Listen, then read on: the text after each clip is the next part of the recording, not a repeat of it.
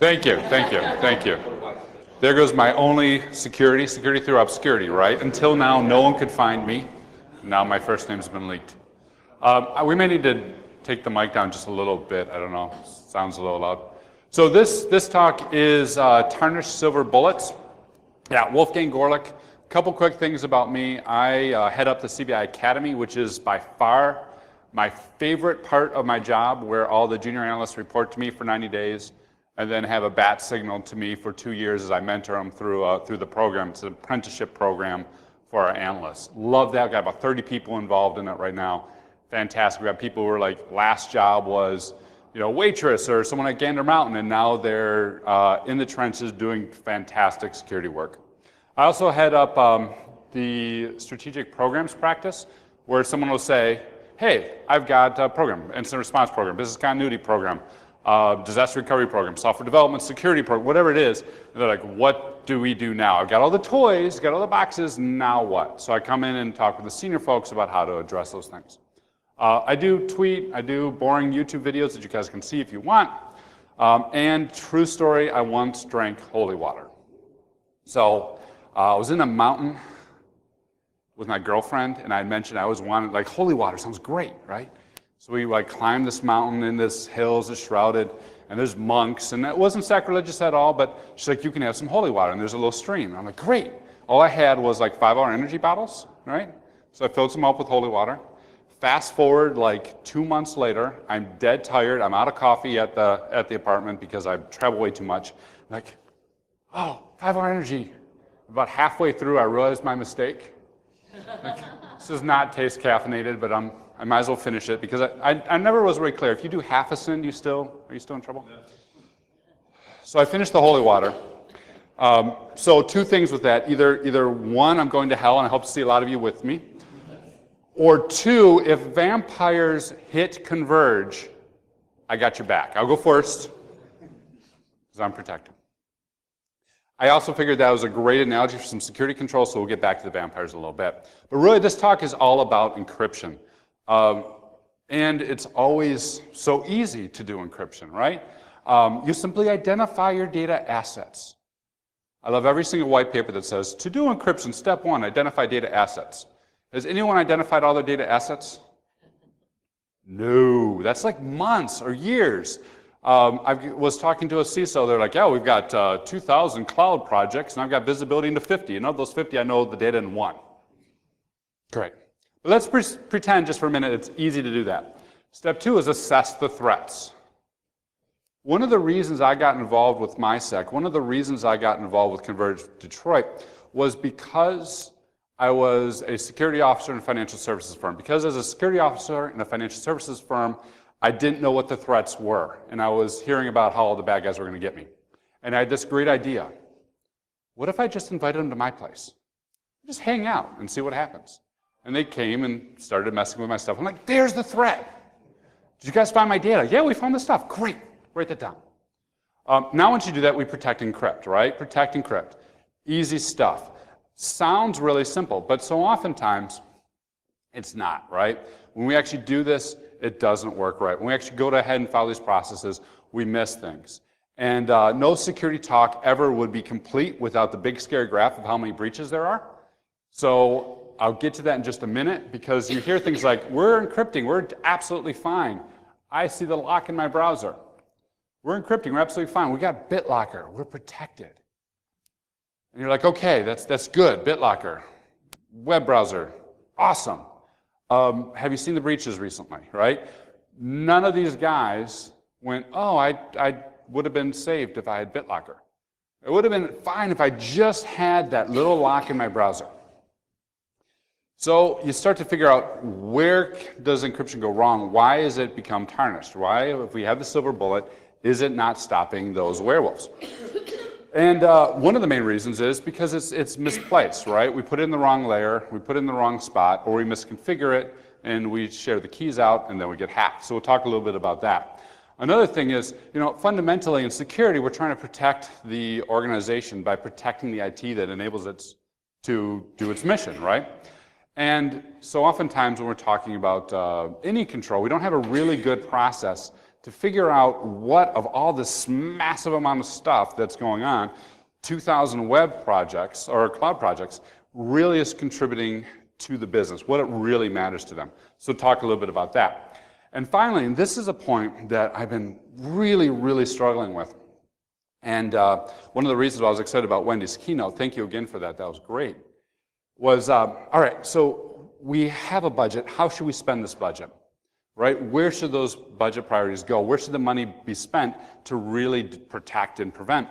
And I think it's at the intersection of what the criminal wants to steal and what's worth to them, and the intersection of what the IT is actually generating for the business, right? So if the company makes $1 off this, but it's worth being broken to, to a thief at $2, should we protect at $1 or $2? And where's the intersection of those two things? So I'm really, truly obsessed with that part of it, absolutely fundamentally obsessed with that part of it. This talk is about encryption and using some techniques I've been doing. Don't even worry about it, I'll get back, I promise. You'll go nuts, man, it's all good. This talk is about how do I get to that intersection, how do I do it? And how do I do it with something, just one control. If I try to do all controls, we'll all go nuts, right? And we won't have enough time at ConVerge and be like, is Wolf still talking about what he's obsessed about? Yes, he is. How do we just do one thing? So let's pick encryption, let's talk through this. I'm gonna tell you where I am at now. Hopefully it'll spark some ideas, hopefully it'll give you some good takeaways, and hopefully someone will come up to me and go, you know that one thing? I kind of solved that. You know that one thing? You probably didn't think about this, but our organization does it that way.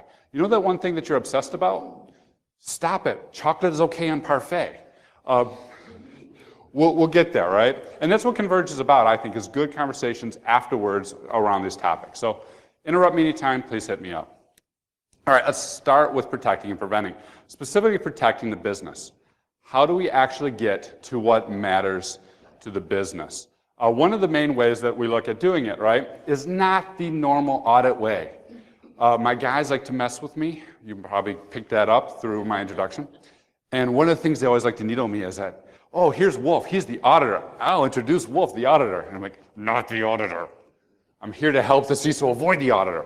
And the CISO's like, here's our friend the auditor. I'm like, you're killing me. So not the normal audit way. Because anytime you do an audit, you end up with this great risk ranking, and it looks something like this. Our risks are somewhere from, that's bad, to its findings, I'm going to stare at you blankly till you go away, right? This is so oftentimes the result. And how do you act on that? What does any of that mean, right? What's the difference between as if at a low and at a medium? I don't know. But I think we've all seen reports that say, thou shalt implement technology X using a great graph like this. I want to get a little bit closer, a little more granular. I want to put dollars to it. One of the ways I like to do that is through business impact analysis, right? Which is where you start with your critical business activities. And then you go ahead and say, okay, what technology actually enables that? What people enable that? What are the people doing with that technology, and why does it matter to the business? Then you go ahead and calculate the value. And you estimate the value to the organization if it's disrupted. This is a fundamental concept in business continuity and disaster recovery. And it's a great way to have some conversation with the business folks to say, what do you do?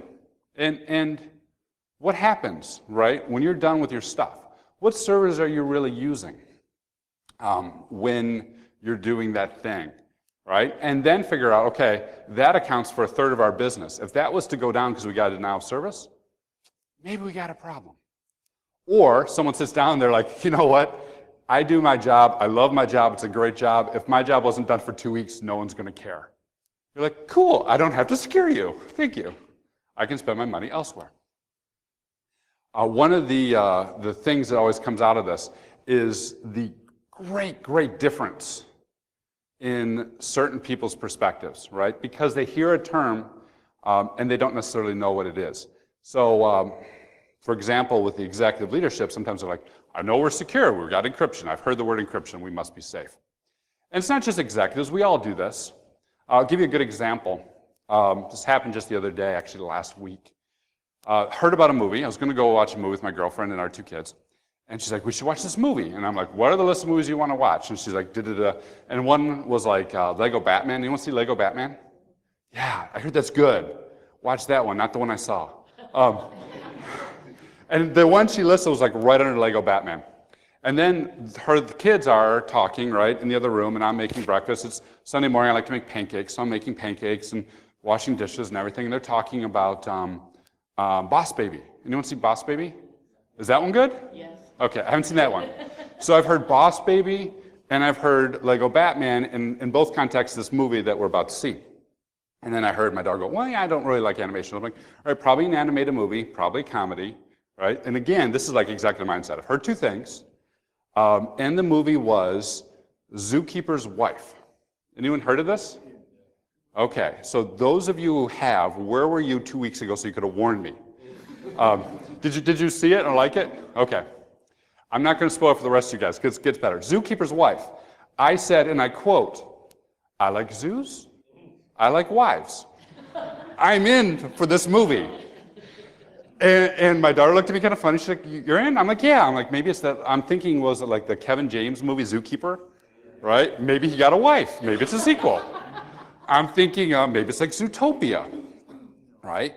So I get in, and there's like all these old people. I'm like the young one in the room. And I'm usually called the Grandpa Mysek because I'm usually the old one in the room. I'm like, why am I the young? This is like animated movie? Yeah, no, it's not animated. All right, well, at least it's a comedy, right? Well, I'm waiting for Kevin James. And it starts as a period piece, it's 1940s. And here's this wife, and she's riding along on this bicycle, and there's a camel following her, and it's all this fun stuff. And next thing you know, they shot the camel. And then there were Nazis, and there's like an entire Nazi movie, and my daughter's crying, and my girlfriend's crying, and I've got the popcorn, and I've got my little like Moscow Mule, and I'm like, just wanted a fun weekend movie. And I'm like, I go to my daughter, I'm like, why didn't you tell me? I said, I like zoos, and I like wives. You could have warned me. I said Nazis. Like, ugh. She goes, well, I thought you knew. And we always think we know. Every single time I'm in an office building, right, high rise, and I turn to the CEO, and I'm like, or the CISO, and we're like, are you secure? He's like, yeah, we've got zoos and we got wives. I'm like, yeah, we're secure. and then we turn to the director in the next meeting, he's like, so about that thing, yeah, it really doesn't work. We got BitLocker, but everyone knows the keys. We get HTTPS, but it's the wrong version of TLS. Yes, it's AES encrypted, but we're really using kind of like the key is everywhere, and all the developers have it. Right? Never reality. But this is the way that most people go through the world. You hear one thing and you move forward. So we have to get down to how the business really works. Simple business impact analysis, we usually describe it and define it with a diagram this simple, right? Here's the facilities you need, here's the technology you need, here's the people you need, and then we tag a dollar value to it. This particular process contributes $3 million to your bottom line every single year. If it gets disrupted, it's $100,000 a week. And then we can have a great conversation about how are we going to stop $100,000 from being lost a week versus, Mr. Manufacturer guy, you've got a CVE on your ICS thing. We have to patch it. I know it's Windows XP, right? And the guy's like, get out of my office. So business impact analysis. Next thing we do is data flow analysis, which is document the flow for the business process, develop the IT system, map out, right? Go down one level and map out that IT. And then start showing what we need to protect and prevent. PCI DSS loves this, so does HIPAA. Every time you hear cardholder data environment, this is what I'm talking about. You map out your data flow, and you show how the data moves throughout the system.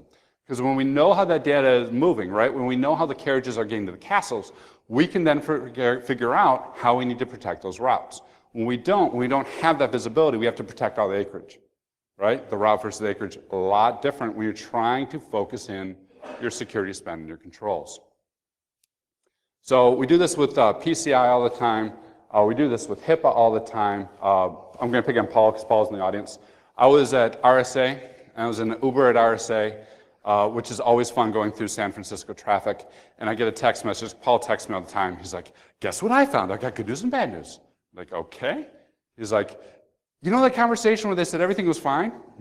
I know where this is going. He goes, yeah, it's not fine. He's like, I was sitting down with the controller, and you know that they're like, here's the data flow, and it's all in this folder. And I was like, yeah? And he goes, can you get to that folder? No, that folder's secure. All right, so I'm on guest Wi-Fi. Could I get to the folder? Absolutely not. What UNC is it? Boink. And it all opened up, right? It was like everyone had full access to it, because some IT guy went, we may need this on the guest network, and oh, by the way, you're having permissions, I'll set it to everyone, read it right. Whew. All the financial records in there. Great. But these are the types of things that a good discussion and a good data flow analysis can discover. Because the people are going to think, I like zoos, I like wives. And of course it's secure because the IT guy told me. Until you type and you just look, right? This allows us to figure out where to look, though, which is really the key point. Because you're trying to look at everything, you can't focus on anything. Simple data flow analysis looks something like this. Shows some of the components. In this example, we've got, a storefront, we've got online shopping, some firewalls to get back to our point of sale system, to our card processor, and a back-end data warehouse. The key thing here is getting a different slice of it and beginning to check those components. Now, once we have that, we have the business diagram, we have the data flow analysis, that's when I argue we should do a control analysis, right? Then we look at the specific technical controls on an IT system. Couple things about that.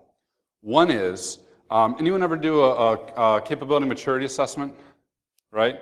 And you get asked, the critical security controls says, thou shalt do data loss prevention on all perimeter devices for classified data, right? And you're like, okay, do you do that? And you're thinking to yourself, I kind of do. I do over here, do it over there. And they just give you one option, like yes or no, or yes and sorta and no. And they treat every single technology the same, right? When we get to something like the expense and depth that Wendy mentioned, it's usually because we're trying to protect everything with that same control and that same broad brush. If we instead say, okay, here's what really matters to the business, and here's how that data flows, here's those supporting data systems, let's just look at those controls. We can get a much more granular view into it. Moreover, what's really important about this is then we don't say, okay, let's pick controls, something easy, like let's do the combination of ISO 27002 and NIST 53. That should be simple. Right? No, just like what are the key things that we really need to worry about that would really move the needle? For us, when we look at encryption, we look at the following ones. These controls were taken from, we basically did a cross-section of every standard with my GRC team and got a whole big long list. And then I went to my incident response team and said, okay, people get all the time, everyone who gets hacked, has encryption, what do you see they do wrong? And we got a whole big list. I went to our red team and said, okay, how are you tricking people? And our red team would tell us we had to phish them. No, we got our red team to tell us that as well, and we started putting all this together. So protecting network traffic, of course, is one. Active data and files is another. That active data, both in the application itself and as the files move out through the network. Another one is the data at rest and system storage, BitLocker, if you will. The applications in use, which is, so example, if you've got a point of sale system, does it have that credit card decrypted in memory? So if you're sniffing the memory, could you grab it and get it out of there? And then are the databases protected? Are we managing our keys? We'll get back to that in a minute. Authorization and authentication. Are you doing things like two-factor? Are you protecting with OAuth? Are you doing the right things in that layer? And then finally, do you have an entire program that checks all this and makes sure that the right pieces are in the right place, and that as the business changes, you're adjusting those plans to the business, and that as you're doing these things, you're actually making sure that you're still using the right versions of encryption, what have you. So we came up with the following 8 levels of controls, right? Not a million. 20 is a pretty good number. Critical security controls 20, all right? Not even that many. Really, really narrow just for around the maturity of one particular product. Now, for each control, we want to look at something very simple. And that's this, right? Do we have it? Do they have a standard? Do they know what they're doing? For example, it's something around wireless encryption. Are they regularly auditing? Are they doing it? That is doing the thing, right? So do you know what to do? Are you doing the thing? And then do you have a way in place so that the people who are doing the thing know what they're supposed to do, right? So don't just do the thing, but do the thing to make sure that you're doing the thing, and then do the thing to make sure that when you did the thing that it really was done right. So oftentimes, what I find when we implement technology, and we heard this in the panel yesterday, right? Yeah, we buy all these products, and then we implement maybe 30% of them, 30% of the features, and the rest of the features just sit there. And then the features we have, we don't necessarily have people to make sure that that's still implemented correctly or stays in place, or the setting is done right. And so we want to make sure we've got a process in place that we're continuously going back and looking at these things, making sure it's still in place and still functional and still holding up to the real threat. All right? couple reasons for that is one, encryption settings do not age well, right? Whatever encryption you have, it's going to roll off, it's going to get old. TLS is my favorite example of this, but everyone does, right? Encryption is all around the math. The math is good. How do you break encryption? You get faster computers. Funny thing, every year we have faster computers, so we have to go back and check that encryption. The other thing too is that new ways of bypassing and getting around are constantly being found. So multi-factor is a good example. A lot of people implemented their own multi-factor, and then attackers realized, hey, you're using only a 6-digit code, you're not checking for brute force. I can use brute forcing on your 1 through 1111 to 99999 until I figure out your code and get in. We start to see people who that type of multi-factor homebrew 10 years ago was great. They haven't checked it, they haven't thought about it, because do I have multi-factor? Yes, I check the box every single year. I must be safe. I like zoos and I like wives. The other thing is maturity assessments measure the feeling, right? There's always that deeper reality. There's this concept of the feeling of security versus the reality of security. One of the things I was doing, and it was not an audit, is I was having a conversation with a client about business impact analysis, right? We're going through that exercise. And they had me at like the 20th floor of a high-rise at sunrise, facing east with my back to the sun with the blinds open. And so as the people were coming in, they're squinting into me. I'm like, this is great. And then one of the lead guys was like standing behind me a little bit, like this. I'm like, I feel like I'm in like one of those mafia movies. Like, you come to me, you must tell me your sins, and I will tell you how to correct the security. And of course, everyone there is like, our security is fine, sir. Thank you for asking. I really appreciate this. Can I get back to my desk? Everything's A-okay, right? And so you have to switch it up and have those conversations again and find different ways. We very quickly realized it was a bad way to have that meeting and changed it up. But it's getting to a deeper reality and then actually doing the technical testing, which is another thing so many people don't do. All right, and all that takes effort, which is why so oftentimes we don't do it. Because it takes a lot of time to get all those pieces in place and to do all those things. How am I doing on time? 10:23? Cool. All right. So, protecting the business looks something like this. Identify the critical business activities. We figure out their data and we map it out for the data flow. We figure out the IT and we map that out in IT infrastructure diagrams. And then we define those controls, selective controls, specific controls, and we assess it. We assess it through conversation, multiple conversations, and once we have a good sense of what their sense is of the security, we technically test the controls that really matter. And we test them to see, are they sufficient? Are they working? And if they're not, what does that mean? Does it matter that it's not working? Or does that fact it's not working allow us to completely bypass the security? So that's the protect side, right? What are we trying to protect? Before I get to prevent, anyone have any questions or anything they want to add? Throw at me. Cool. All right, let's talk about preventing the threats. Number one way to prevent threats is to take your data center, do an open house, and invite MySec in. Nothing will happen. You'll learn lots. Your coffee pot may start blinking weird error codes at you, and your badges may be cloned, which is another thing I found out 10 years ago when we've had people in for an open house. But no. Prevent threats, right? The first thing is, what is it we're actually looking to prevent? What is the real thing? And if you start with identifying the threat actor, and again, figuring out who really matters, I think it's an easier conversation. So oftentimes, these are the ones we think about, right? The script kiddies or the lone actors, the ones who are out there for their ego, trying to prove a point, the ones that will ping me on IRC channels from periodically with cool names using elite speak and say, I found a vulnerability in your website. Like, yes, you did, because I'm running WordPress. I paid for that vulnerability. But that's where we start, right? And that's usually the hacker that we all have in mind with the hoodie and everything and what have you. The next one is the insider threat.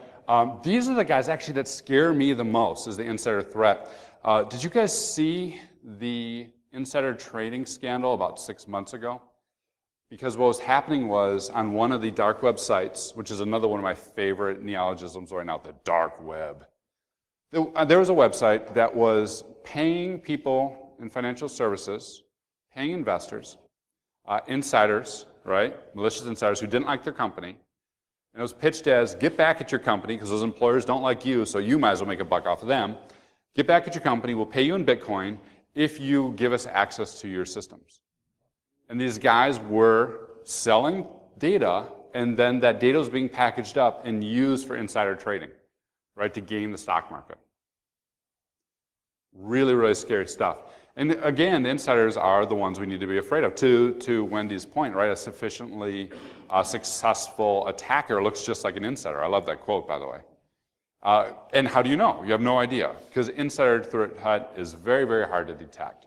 Next one's hacktivists. I love these guys, anonymous, group actors. They're driven by a cause. They're trying to break into your system for a reason. When Op Wall Street happened, we had the reverse. We had a guy who was on the IRC channel with Anonymous, and he was feeding information to the rest of us, like, hey, Bank of America, are you on? Yeah, we're on. They're about to get you next. Okay, good. And I sat there like, I'm ready. Come on. Take me in. And they didn't go after me, so I was okay. Guess I didn't have enough money. But Anonymous, cyber criminals is the last one, right? The organized crime, the financially motivated guys. And these cyber criminals are the largest, fastest growing segment. Cybercrime has now exceeded drug crime in terms of annual revenue. So, well-funded, well-motivated. Ransomware, what have you. And then finally, the nation states, right? Russia hacks us. No, they don't. China hacks us. No, they don't. We hacked everyone else. I didn't say that. But those nation state APTs and everything else we hear about all the time in marketing literature. So when you think about it, when trying to map the business and transition to the threats, right? And when you're up at night wondering what's going to get me, and you're sitting there wondering where are the bad guys coming from? Where's the attack coming from? Is my firewall right? Is my security controls in place? They said that they can't get to that folder and open Wi-Fi. Can they get to that folder and open Wi-Fi? I think it's helpful to stop and look at where a lot of the attacks are coming from. So this following research was from 2016, looking at active reported breaches and the percentage of those breaches by source. Nation state, only 4%, not as much as we would have thought. Insider threat, 4.2%, way below what we thought, which makes me think it's probably being underreported. Hacktivists, 11.3%, right? 11.3% of the time they're getting attacked, that's a hacktivist, it's anonymous, who's defacing a website or doing something. A big chunk, but if you look at what they're doing, it's usually not something that directly impacts business operations, which is good. Although there are now food manufacturers who are very concerned that like PETA-like groups will get in and turn off HVAC systems. You guys saw my food fight, that was one of the threat models we were very concerned about, is these folks using vulnerabilities in the processing system to make a point. To date, we're not seeing that, thankfully. The great majority of it, 80% cybercrime, right? 80% of all the breaches last year driven by cybercrime. So that's what it is. Now, what's interesting about this, back to zoos and wives for a minute. In Paris, a rhino was poached. Did you guys see this news? They broke into a Paris zoo. Paris is a lovely city. Who's going to break into a zoo? They broke into a Paris zoo, and they took the horn from one of the prize rhinos. And when I first saw that, I'm like, why would you do that? It's something you would think would be like, you know, in Africa or maybe not necessarily in a major metropolitan area, something that would be maybe a little more high risk for crime. I mean, who's going to go after a rhino horn? And it was really bothering me, so I looked into it a little bit further. Rhino horns sold on the deep dark web with Bitcoin. Rhino horns go for $25,000 an ounce right now, right? $25,000 an ounce. The price of that horn on the black market was roughly $350,000 US. Here's a zoo with a rhino. If you would replace that rhino with $350,000 in like gold, do you think they would have just had like a regular fence around that with like a maybe CCTV in distance? No. But these people are thinking about, here's a rhino, we're going to protect and care for the rhino like a rhino. Very much the same thing happens within our organizations. We've got this great asset to a criminal that's worth of $250,000. that to us is just data. If you look at Anthem, the Anthem breach, I calculated that out and looked at the price in the open market for that data. Over $4 billion if they got full market value. $4 billion. If they knew that they had $4 billion in one database, would they have protected the same way? Right? When you start thinking about what cybercrime does and what it means to the criminal versus it means to us, it gives you a different lens to figure out where we should be putting our security controls and our security spend. And I personally find that very fascinating, which is again why I'm obsessed with this. How do we figure that out? One of the things we can look at, hey, where does the organization generate value, which we already talked about, and then where are the criminals financially motivated to attack? Some prices on the open market is $10 for credit cards right now. Why? Doesn't it seem low? Whenever I say that, someone's like, only $10? They can send my credit card at $10? Yes, because everyone and their brother's credit cards have been stolen, so supply and demand, that prices went way down. Personal identity, $20 again, huge glut of it right now. The most valuable personal health information, $60 per health record. Down from 100. Again, because of the breaches going on. But at 100 or 60, you got a lot of people with a lot of rhinos. And we're just thinking, well, what's the big deal? It's just some health information. The security controls we need to put in place are much, much different, depending on what the people are motivated to do. Any questions on that before I go forward? Yeah, hit me.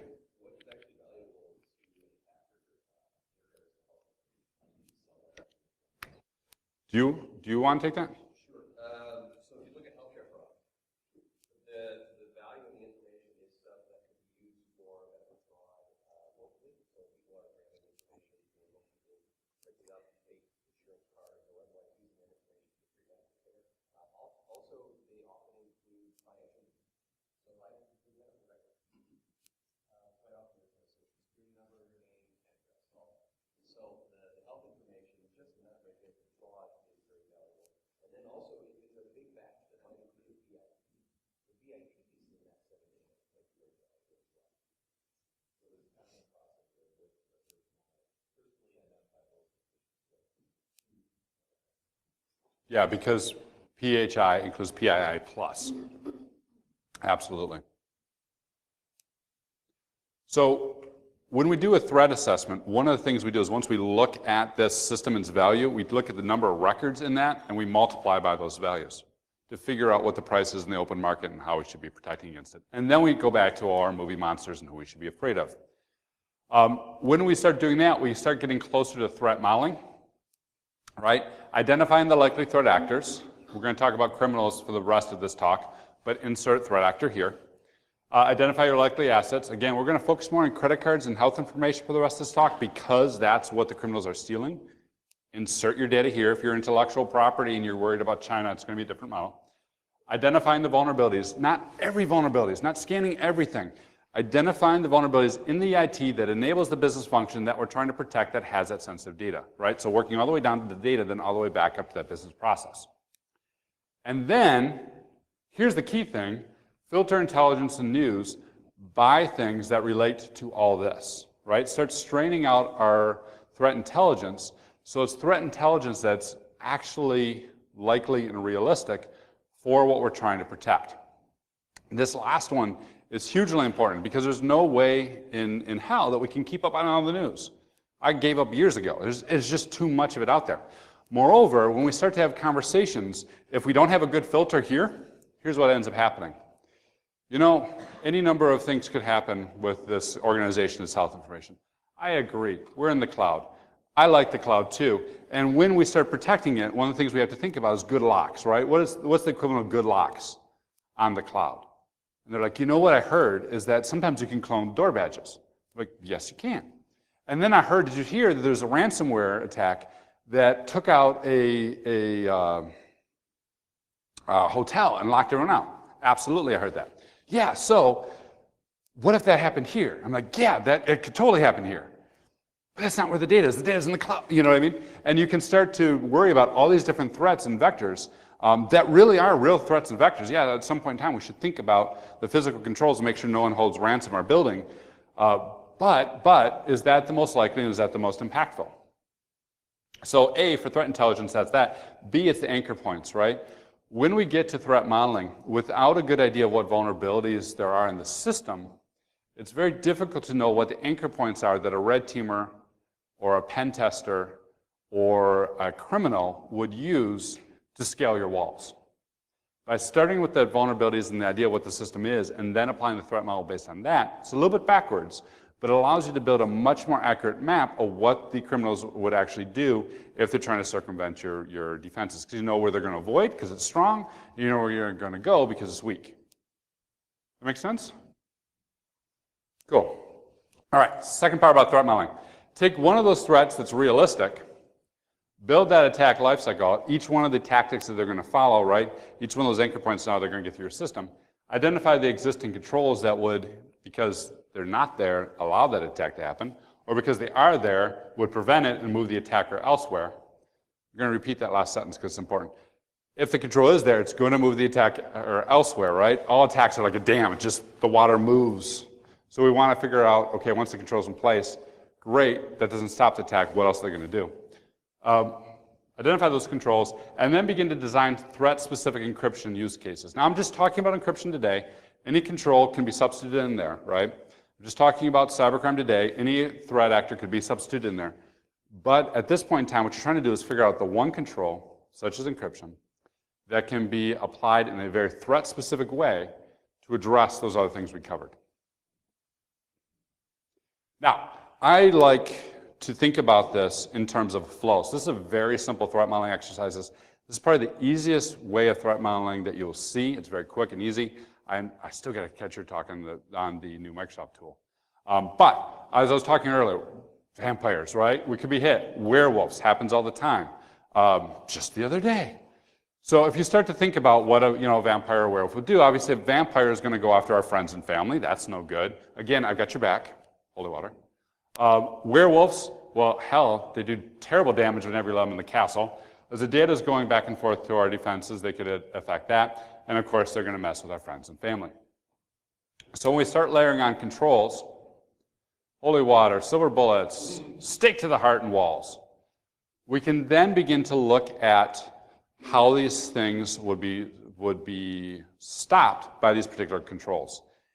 And when I get forward, I'm going to use this exact same paradigm to show different encryption where it would stop attacks. So of course, vampire is stopped by stakes and holy water. Good walls. Can never have enough good walls. And the wolves by everything else, including the walls. Silver bullets in here. So if you're trying to figure out, all right, I've got a 50-50 probability of a werewolf attack or a vampire attack, and all these assets are equally valuable to me. Please don't tell me that you place your cast on your family, but if you do, that's okay. All these assets are of equal value. Which of these controls are most cost effective? This is a very quick visual way to say, okay, a good wall will stop a lot of things. Maybe we need perimeter security, right? It's a very simple way to begin to figure out which one of the controls would have a disproportionate stopping power for this threat. We call this threat flow.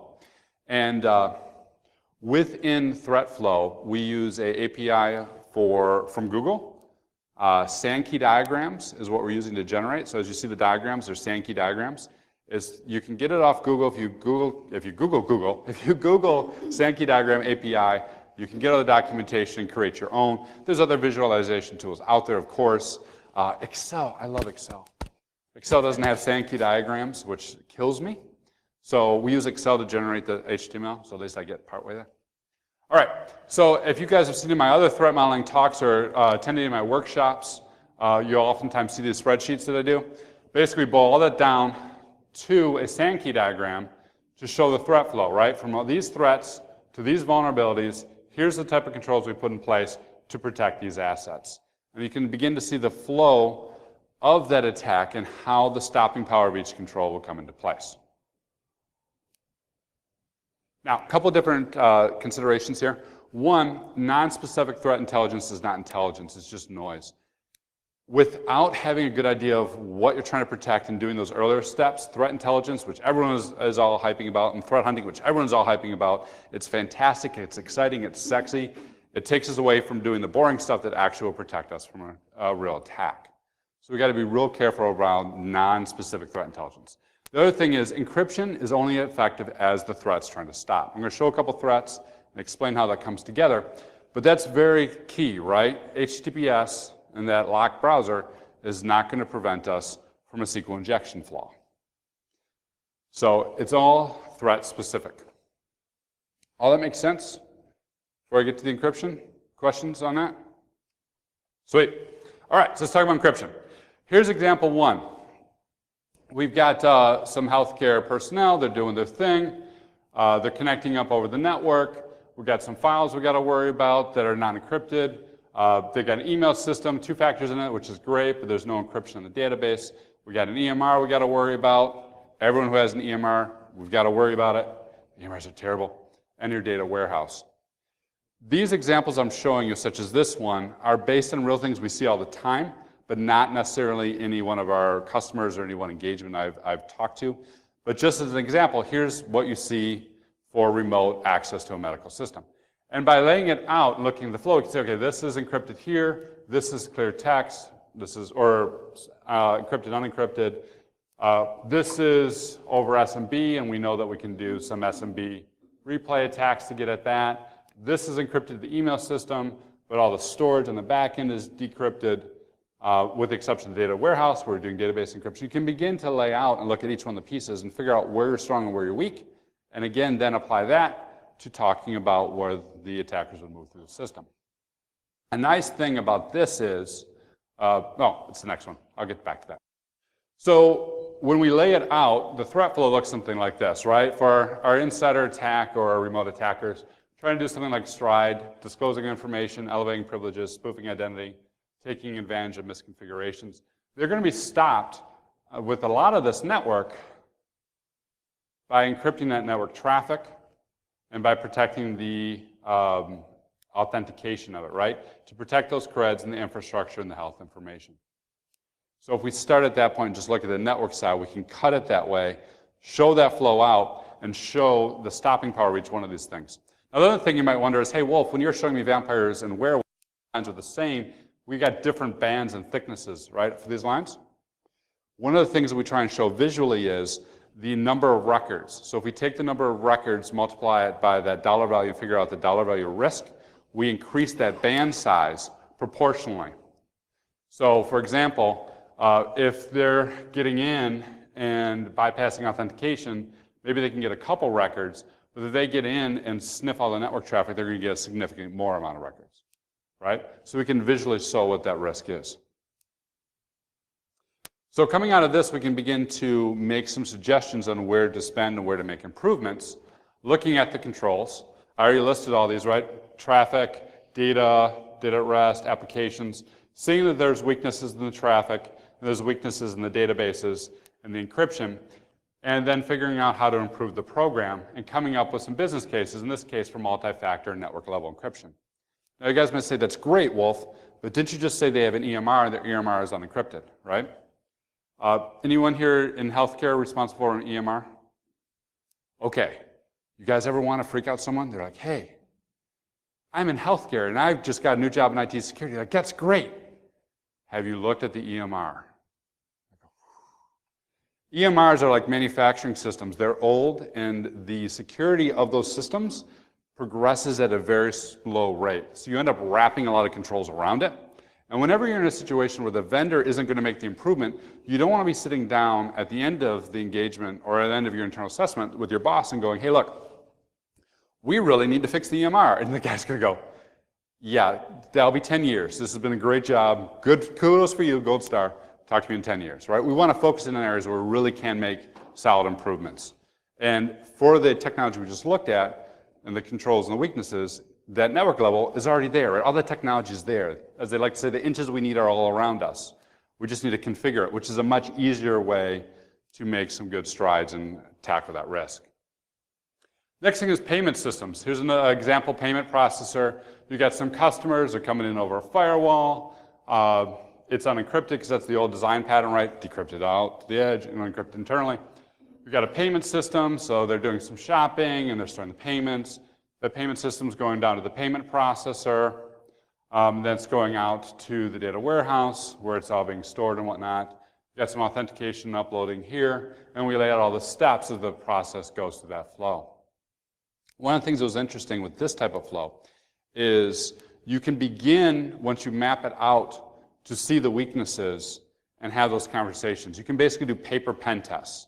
So for example, we're doing one similar to this, and I was looking through it, and the one we were talking to actually had two different legs, one for internal employees and one for external. And I was looking at it, and I'm like, so they're both web. And they're over two different firewalls? Yep. And they're encrypted. Oh, totally encrypted. Okay. What about if he doesn't put in the S? What happens? And it's like, why would anyone do that? I don't know. Let's try. Open up the laptop, try, unencrypt it. Then it gets worse. He picks up the phone, he talks to his guy, and he's like, hey, the guy, yeah? What if they don't put in the S? And the guy goes, there's an S?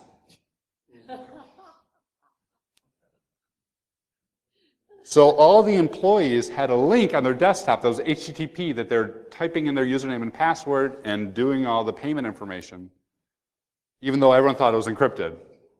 And we were able to find that, right? Paper pen test. At least the fix was easy. Update the links. Everyone just clicks the links. All right.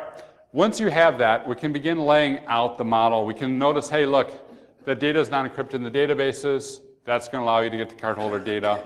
The active data in files. This is thicker because active data, right? If you capture active data in a payment system, you're going to get every single payment transaction while you're capturing. So think about what happened like with the Target breach, where they were on the point of sale system and collecting all the swipes. We did a similar pen test where we captured an AIX payment processor in the middle stream, and it was just like grabbing credit cards out of memory. You'll only capture stuff when you're in the time period, so it's fewer records. If you get to the database, that's where all the gold is. Network traffic, similar, much fewer, because you're only getting off the traffic off the line. And then, of course, you can do spoofing if you don't have good encryption management. We'll come back to that last one. So from there, we can then say, okay, let's look at our controls. We got some clear weaknesses around how the databases are being protected and the applications are being protected. We got some concerns about key management. We got concerns about how the data is going to that payment processor. And we can begin to talk about making improvements to the application. In this particular case, if you have control of that app, you can do that. It's different than an EMR or off-the-shelf app or cloud app. You have control. You can begin to implement these controls with your development team. You can look at things like tokenization. So the data is, the card itself is an encrypted token that's moving through the system as opposed to the card holder. And you can show graphically the improvement of each one of these things. And again, tie it back to potential data loss and the cost of implementing the controls. All right? And systems like this, we can begin, if you're in the development side, to talk about encrypting everywhere and decrypting only on use. Some of the best, most secure applications I see, the data is almost never decrypted. It's encrypted the minute it enters the system, and only if they need the social security number do they actually bother decrypting. Only if they need the credit card do they actually bother decrypting. It's encrypted everywhere. And any architect ever is going to say, but if you do that, how am I going to do search? You encrypt your search, and now think about password hashes. Now you're comparing encrypted values for your searches, right? So encrypt it everywhere across the line. I'm going to go really quick on this one because I only got a couple minutes and I'm out of time. But here's an example where you'd encrypt it everywhere. Have your web client, your web server, your app servers, your payment tiers, the whole 9 yards. The big problem then ends up being people trying to brute force passwords or hijack sessions. You can look at your storage layer and figure out what happens at the storage layer and begin to figure out ways that you can move those controls not only encrypt everywhere but closer to the data. So threat specific in terms of what the attackers might do and very data specific in terms of that data element itself. Skip that. Oh, yeah. Encryption, key management. Without encryption, or with encryption without key management, you basically have encoding, right? Because you have the keys, you can decrypt anything. So we're starting to see as more and more people use encryption, the criminals don't give up, right? All controls make better criminals. Criminals don't give up. They're just stealing the keys. So we have the need for better key management. So if we look at encrypting at the data layer, two ways to do this.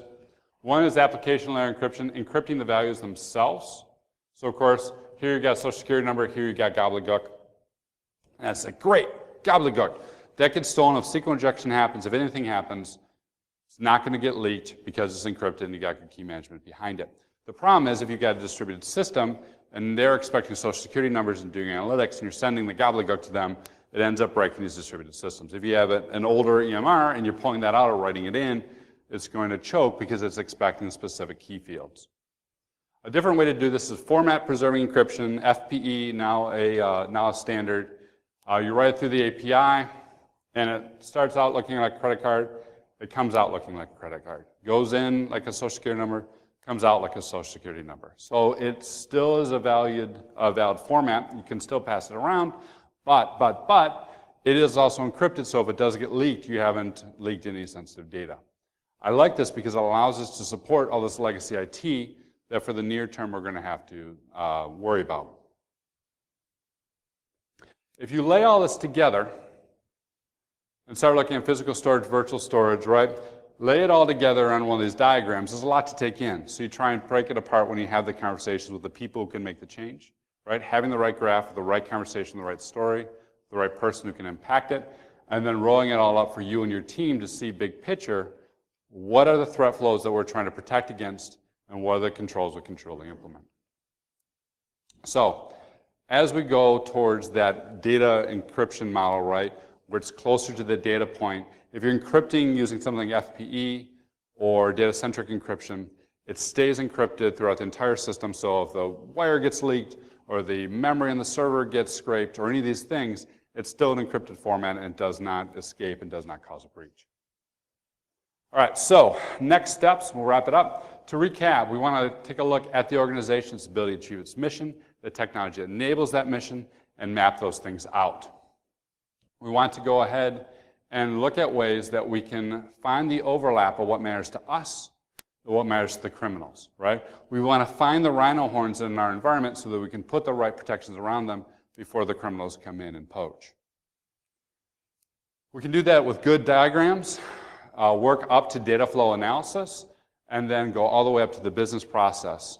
And this gives us different slices of the data to find different vulnerabilities in people, process, and technology, and different slices of the data to look at it in different ways and communicate to the different decision makers that we all need to get on board to implement any type of control. We can do this with threat flows to show the impact and stopping power of any one particular threat. So next steps, hey, identify your business activities and identify the threats. It's easy. If you're trying to think about security programs as a discipline, carve out just a little bit of time to start having those conversations with your business units. If nothing else, think about Stephen Covey's seek first, understand, then be understood. The better we can understand those business processes, the better we can improve our security posture, and the more they're going to listen to us. And the first 3 months, a really good process for this, a really good program, would be a continual identification of critical business activities, maybe one a month. Identify those data flows and map it all the way down, and continuous data modeling. Again, maybe one a month. So you're constantly getting better visibility into these two domains. And then finally, within 6 months, have a practice of doing this modeling and have a good discipline so that you can understand the business and the threats better and you can act out of the intersection of both. And then 6 months and 2 days, please send me an email and tell me how you did this. Because we really need good insight and good input from all you guys in the world to make this process work and to get better at securing our organizations. Okay, here's my contact information. You guys want to reach out to me. I know I'm a little bit over time, so thank you very much. I'll be here for the next couple of days if anyone has any questions.